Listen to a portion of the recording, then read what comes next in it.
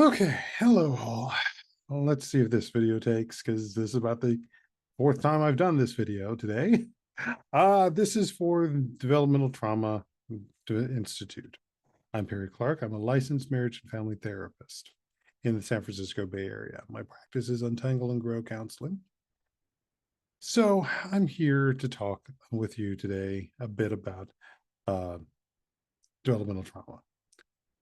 As it is this month is Pride Month, and I identify not just as a African American or Black individual, but I also identify as a queer individual.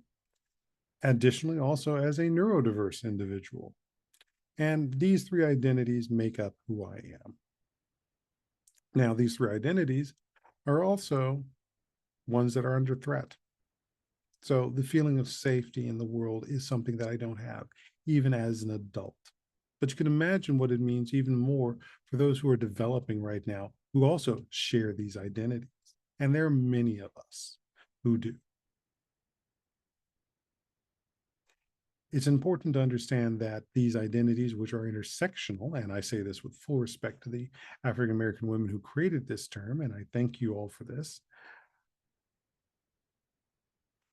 we're struggling. We're all struggling to just know that we can be safe. And it's because we're being attacked by our identities. And our identities, multiple as they are, do provide us a certain level of strength, but attacking a single identity is more powerful and more potent. As the saying goes, they came for so-and-so, they came for so-and-so, and there was no one left to stand for me, because that was also about attacking a singular identity of who someone was, a singular way of seeing them. And as we develop in this world, we may have to start with a singular identity, but we expand outward from that. We do not live in isolation or live in that only single identity. We're going to talk a little bit more about that, but I'm going to pause here by saying, go get something to write with, because I'm going to have something for you to do. Because there's a part of dealing with identities and multiple identities is about our associations. And in the meantime, while you're getting that, I'm going to tell you a little story that I heard that I think illustrates and is part of this. So this was a story of another African American man who was also queer and who grew up in poverty and was from a single mother household, but also had two other brothers. Now, he grew up to find success in the fashion industry. He is doing runway shows all over the world. And I'm sure you probably saw some of his stuff in time at the Met Gala as well. Now, this success and being seen by all these, let's call it jet setters and people of power in the industry would be something that we'd be proud of, you would think. But instead, because of his queerness, he was not seen as someone proud. In fact, he was seen as no different than his siblings, one of whom was in and out of the prison system and might be considered a career criminal, someone who could only function in that type of environment. His other brother was dealing with schizophrenia and living on the streets. Now, why would these other two existences be no different than his queerness? Because that was the association. His mother operated one and was probably taught to him. And can you imagine the loss of not only sense of safety, but even the sense of connection that existed there, and the fact that he couldn't bring his mother to see some of the success. He couldn't bring his mother to have a chance to have experienced something other than the poverty and guilt that they lived in. So let that sink in for a minute.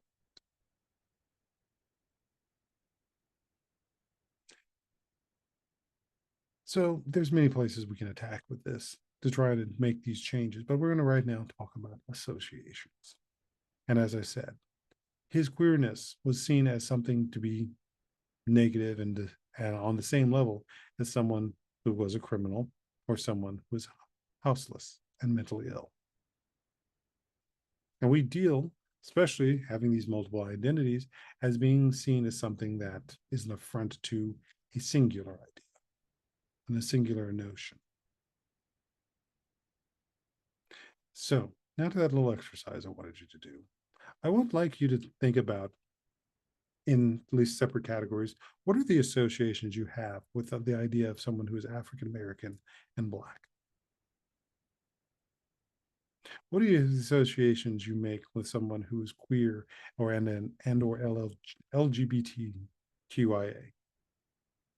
What are the associations you make with somebody who is neurodivergent, neurodiverse, or neurospicy? Take a moment and write those down.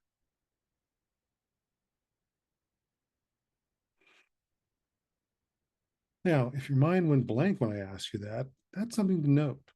Now, obviously, there's a certain anxiety because we're doing this in a timed state that might be causing you not to come up with those things. So please take a time after this to do this and just note the instructions I'm going to give you.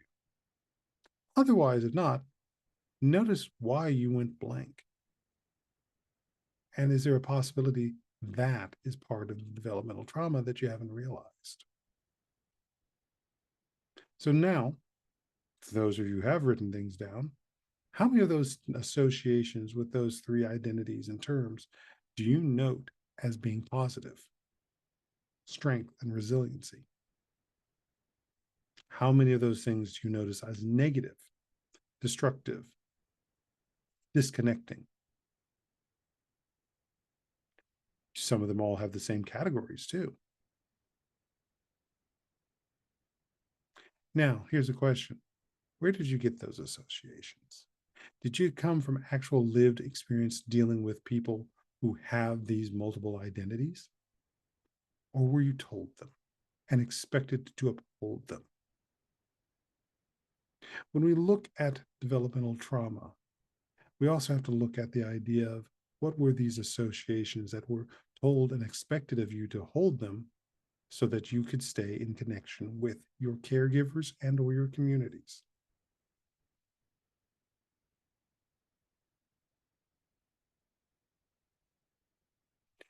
And for many of us who have changed the associations to the more positive ones, notice, what did you also have to change to have that and hold it? Did those relationships that were with those caregivers and communities have to shift?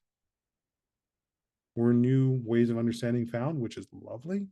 Or did things have to end to be able to have a different association and understanding of the world? Now, how does this again all connect back to developmental trauma? Well, developmental trauma, as I said, begins with an identity, but it's not the identity we end with when we walk off this earth. And many of us have to work to heal those original identities and those original ways of seeing ourselves and the world. Developmental trauma, awareness, and work is part of that. Now, it's also, again, like many things in the world, subject to bias. And that bias is set by who gets to build and put the material together. Is it being put together by people with a singular identity, or is it being put together by people with multiple identities?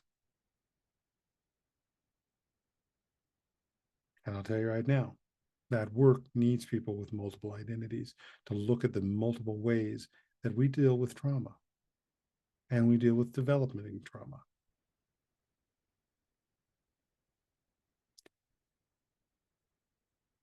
Because it's not just the trauma of the past, it's the trauma that's going on in the moment right now. And whether in 5, 10, 20 years, we're going to have the generations that is dealing with the world right now, sitting in our offices, having therapy as well, trying to change those associations to basically understand, just to feel safe. So I'm going to invite all of you to come who are interested in seeing a different world and finding and helping healing in this regards to come to the Digging Roots trainings put on by DTI to start understanding developmental trauma. And more especially in August of this year, in Dorchester, Massachusetts, We're having a training that is BIPOC focused. Now, this BIPOC means Black, Indigenous, people of color.